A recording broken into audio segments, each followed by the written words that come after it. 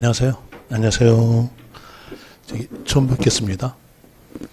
처음 뵀으니까 제 이름은 말씀드려야죠. 저 부동산 세법 강의하는 이태호입니다.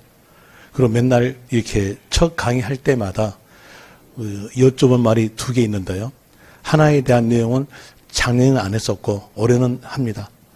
저 여기 얼굴하고 제 얼굴하고 어디가 더 낫습니까?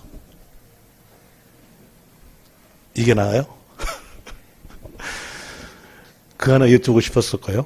물론 제가 또 병신입니다. 그 다음에 다시 이제 여기에서 두 개에 대한 내용으로 하나 더 물어볼 것이 있는데 그 물어볼 것은 이제 셋 중에서 하나만 답하시면 돼요. 제가 강의에 대한 내용 어떻게 방향을 잡고 강의할 것인가를 알아보기 위해서 여러분들한테 여쭤봅니다. 첫째 하나에 대한 내용으로서 학문용 강의를 해드릴까요? 아니면은 두 번째에 대한 내용으로서 실무 용도에 대한 내용에 강의해 드릴까요? 아니면 세 번째에 대한 내용으로서 시험 용도만 강의해 줄까요? 이것도 물어본 제가 병신이죠. 뻔히 답 나온 건데. 그래서 시험 용도로서 강의해 줄게요. 그러니까 시험 용도로 강의하는데 어떻게 강의하는 것이 시험 용도인가에 대한 내용으로서 알려드리기 위해서 작년에 나왔던 내용의 문제에 대해서 해드릴게요. 자, 여기 작년에 나왔던 내용으로서 취득세, 납세 의무에 대한 내용이 작년에서 문제 나오는데 이 세법에 대한 내용의 문제는요. 해년마다 보면은 거의 16문제 중에서 한 20줄, 21줄 이에 대한 내용의 문제가 11문제, 12문제예요. 지문이 엄청나게 깁니다. 그 길었던 원인에 대한 내용은 법전 내용 그대로 주기 때문에 지문이 길어요. 여기에 대한 내용이 작년에 나왔던 내용의 문제입니다. 이 내용 그대로 나왔어요. 그대로 나왔는데 여기에 대한 내용을 어떻게 저는 설명하냐면요.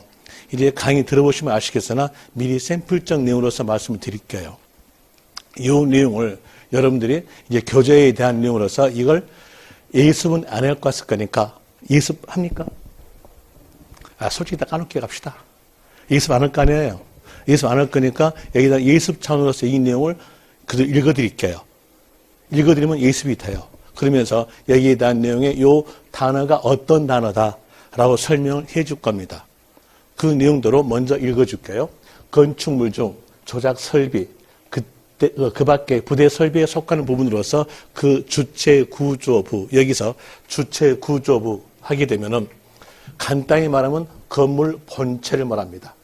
건물 본체와 하나가 되어 건축물로서 효용 가치를 이루고 있는 게 대해서는 주체 구조부 취득자 외자가 여기서 주체 구조부 취득자 외자란 말은 임차인을 말합니다. 임차인이니까 빌려온자죠. 빌려온자가 가설 설치한 경우에 주체 구조부 취득자가 함께 취득한 것을 본다. 여기서 주체 구조부 취득자란 말은 소유자를 말합니다. 소유자가 함께 취득한 것으로 본다. 이렇게 나오게 된 거죠. 이 내용으로서 이제 먼저 읽어줬으니까 예습했어요. 예습했으면 이 내용이 어떤 뜻이라는 것을 알려줘야겠죠. 알려줄게요. 여기에서 이 주체 구조부에 대한 내용은 건물 본체를 그랬죠. 그럼 이제 볼 때 이 건물, 이 건물에 대한 내용이 엘리베이터가 없는 건물이었어요. 그 엘리베이터 없는 건물에 대한 내용을 엘리베이터를 꼭 필요로 하는 임차인에게 빌려줘요. 임대하여 주죠. 빌려주었다고 하였으면 이제 임차인이 자기 영업활동이 엘리베이터를 꼭 필요로 하는 영업활동이니까 이 건물에가 엘리베이터가 없음으로써 엘리베이터를 설치해요. 누가? 임차인이요. 임차인이 엘리베이터를 설치합니다. 그렇게 되면 이 건물의 가치는요. 가치는 올라가겠죠. 가치가 상승돼요. 이 가치의 상승은 누구에게 기속되냐면 이건 소유자에게 기속됩니다. 그러므로서 이 엘리베이터에 대한 내용과 건물을 소유자가 함께 취득한 것으로 본다 이 나와져요. 이러니까 이제 여기에서 이름들이 의문점 가져요. 어떠한 의문점 갖냐면 아니 이 엘리베이터에 대한 내용을 임차인이 설치했고 소유자가 설치하지 않는데 왜 소유자에게 납세금을 정하는 거? 이건 소유자 취득이 아닌데 이렇게 의문점 가져요.